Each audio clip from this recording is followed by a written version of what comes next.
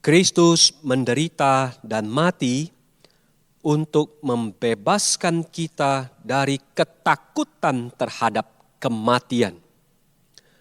Karena anak-anak itu adalah anak-anak dari darah dan daging, maka ia juga menjadi sama dengan mereka dan mendapat bagian dalam keadaan mereka, supaya oleh kematiannya ia memusnahkan dia, yaitu iblis yang berkuasa atas maut, dan supaya dengan jalan demikian ia membebaskan mereka yang seumur hidupnya berada dalam perhambaan oleh karena takutnya kepada maut. Ibrani pasal 2 ayat 14 sampai 15. Yesus menyebut iblis sebagai pembunuh. Ia adalah pembunuh manusia sejak semula dan tidak hidup dalam kebenaran, sebab di dalam dia tidak ada kebenaran. Ia adalah pendusta dan bapa segala dusta. Yohanes pasal 8 ayat 44. Senjata utamanya adalah kemampuannya untuk menipu kita. Tipuan terbesarnya adalah bahwa kemuliaan diri lebih baik daripada kemuliaan Kristus, dan dosa lebih baik daripada kebenaran. Jika senjata ini bisa direbut, dia tidak lagi memiliki kuasa kematian kekal. Inilah alasan Kristus datang, merebut senjata dari tangan iblis.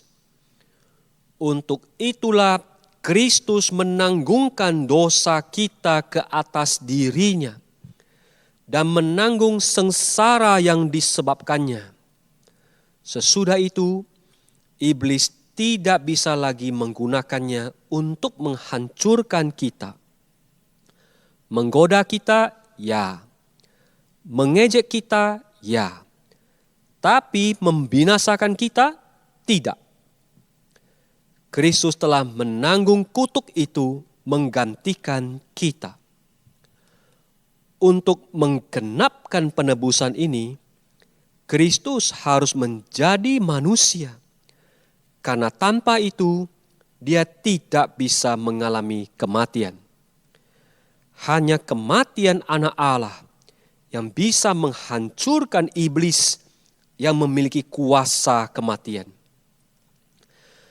Maka Alkitab berkata, karena anak-anak itu adalah anak-anak dari darah dan daging, atau memiliki natur manusia, maka ia juga menjadi sama dengan mereka dan mendapat bagian dalam keadaan mereka, atau mengambil rupa natur manusia, supaya oleh kematiannya ia memusnahkan dia, yaitu iblis yang berkuasa atas maut.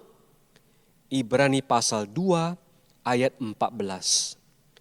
Saat Kristus mati menanggung dosa, dia merebut senjata iblis yang membinasakan, yaitu dosa yang tidak diampuni. Kebebasan dari ketakutan merupakan tujuan Kristus melakukan semua ini. Melalui kematian dia, Kristus menyelamatkan mereka yang seumur hidupnya berada dalam perhambaan karena takutnya kepada maut. Ibrani pasal 2 ayat 15. Ketakutan terhadap kematian memperbudak kita. Yesus mati untuk membebaskan kita dari ketakutan ini. Kita bebas untuk mengasihi seperti Kristus, walaupun kita harus membayarnya dengan nyawa kita sendiri. Kita aman di dalam Kristus. Bahkan suatu hari nanti tubuh fana ini akan dibangkitkan. Ia yang telah membangkitkan Kristus Yesus dari antara orang mati akan menghidupkan juga tubuhmu yang fana itu oleh Roh-Nya yang diam di dalam kamu. Roma pasal 8 ayat 11. Kita adalah orang yang paling merdeka. Alkitab menyatakan dengan jelas tujuan kemerdekaan ini. Saudara-saudara, memang kamu telah dipanggil untuk merdeka. Tetapi janganlah kamu mempergunakan kemerdekaan itu sebagai kesempatan untuk kehidupan dalam dosa, melainkan layanilah seorang akan yang lain oleh kasih. Galatia pasal 5 ayat 13.